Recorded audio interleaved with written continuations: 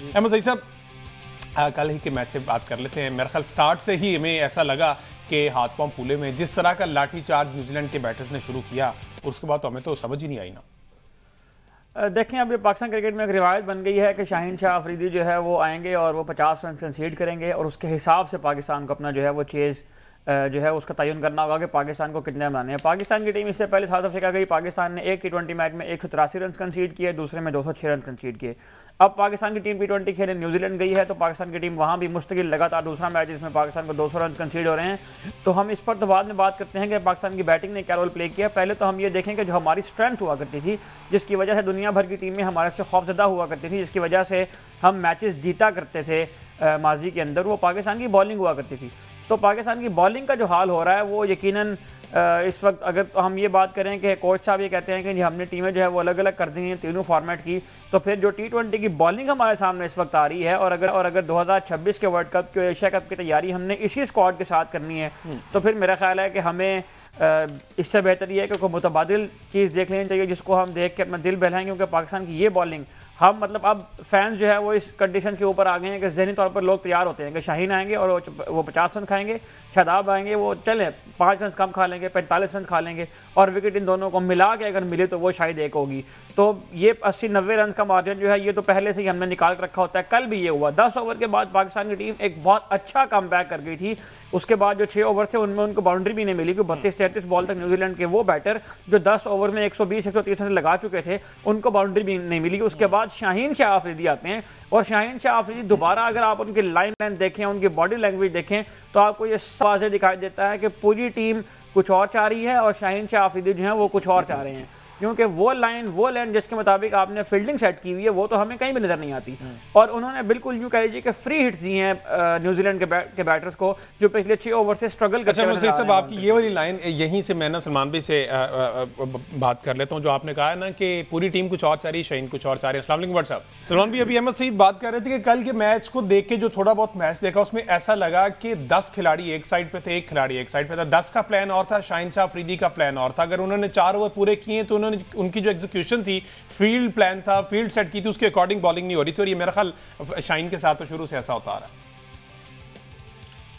बिल्कुल, I think ये कल का प्लान तो नहीं था और ना ही ये कह सकते कि टीम का प्लान और था, क्योंकि अगर टीम का प्लान और हो तो टीम की फिर प्लेइंग 11 में वो प्लान नजर आए।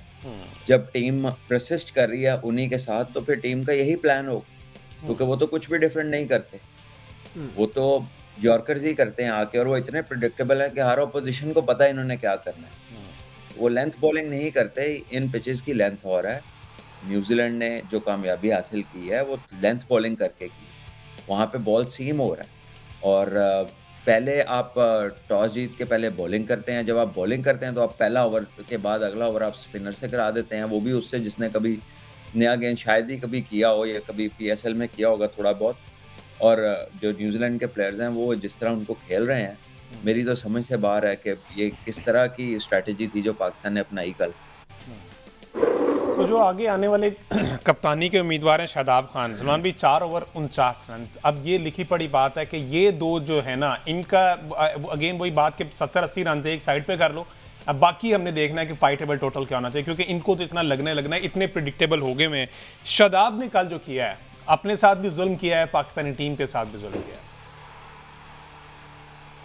देखिए, वंस अगेन वो बॉलिंग के साथ स्ट्रगल कर रहे हैं और बहुत देर से, बहुत अरसा दराज से कर रहे हैं। नो डाउट उन्होंने इस बार फर्स्ट क्लास क्रिकेट खेली है और उसमें बॉलिंग की है उन्होंने, लेकिन उनकी बॉलिंग को कोई इतना मेजर फर्क नहीं पड़ा। Maybe he has to do more, उनको ज़्यादा करना पड़ेगा, कुछ और करना पड़ेगा।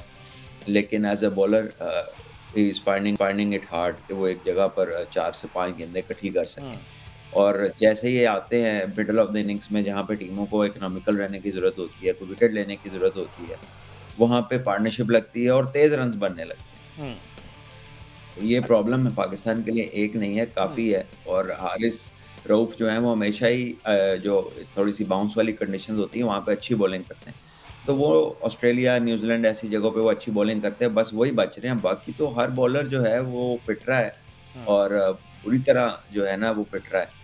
और ऐसा लगता है कि जैसे जो फोकस है वो ऐसा है कि मतलब जो रिक्वायरमेंट है उससे हट के है, अपना अपना गोल है, यानी कि विकेट ले लेंगे, हर बॉल पे विकेट लेनी है। स्पेशली अगर आप देखते हैं कि किस तरह से पाकिस्तान नया बॉल कर रहा है और न्यूजीलैंड किस तरह से नया बॉल कर रहा है, और दोनों में जो रिजल्ट्स की आउटकम का फ़र्क है, उस पे बिकॉज़ ऑफ द लेंथ वो फ़र्क है। उनके बॉलर्स को बॉल स्विंग भी ज़्यादा मिल रहा है, उनकी सीम पोजीशन भी ठीक है, वो थोड़ा-सा दूर बॉल कर रहे हैं। हमारे बॉलर जो है थोड़ा आगे और थोड़ा नज़दीक बॉल कर रहे हैं, जिसकी वजह से जो है रन्स नहीं रुकते और विकेट भी नहीं मिलते।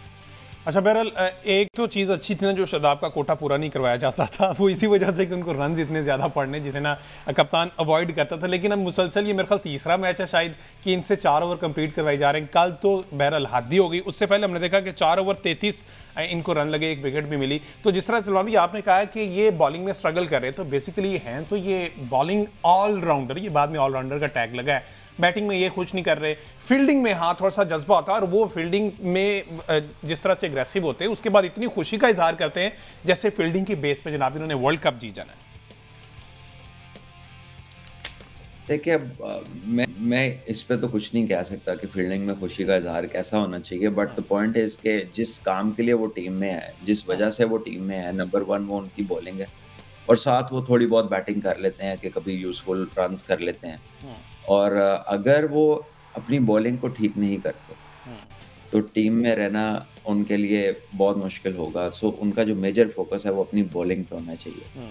और इसके अलावा अगर आप देखें उनका जो रोल है टीम के अंदर, वो कोई अपार्ट फ्रॉम बॉलिंग, तो फिर इसी तरह आपको लगता नहीं है कि ये टीम में बहुत लंबा रह पाएंगे। So he has to bowl well, otherwise problem होगी। जी अमर। अच्छा, मैं हारिस रऊफ के बारे में बादशाह में जो बात की है अभी, उनके मतलब प्रीवियस जो टूर्स है ऑस्ट्रेलिया में, साउथ अफ्रीका में, उन्होंने बहुत अच्छी बॉलिंग की। तो मैं जानना असल में ये चाह रहा हूँ कि वो कौन सी ऐसे एट्रीब्यूट्स हैं उनकी बॉलिंग में जो उनके पास हैं और वो बाकी बॉलर्स के पास नहीं है, वो ऐसा क्या कर रहे हैं, और अगर वो कर पा रहे हैं ऐसा, तो वो यही जो तजर्बा है, यही जो एक्सपीरियंस है, वो दूसरे बॉलर्स के साथ शेयर करने में कामयाब क्यों नहीं हो रहे हैं? क्योंकि बॉलिंग में भी पार्टनरशिप ज़्यादा लगा करती हैं, बॉलिंग के अंदर भी।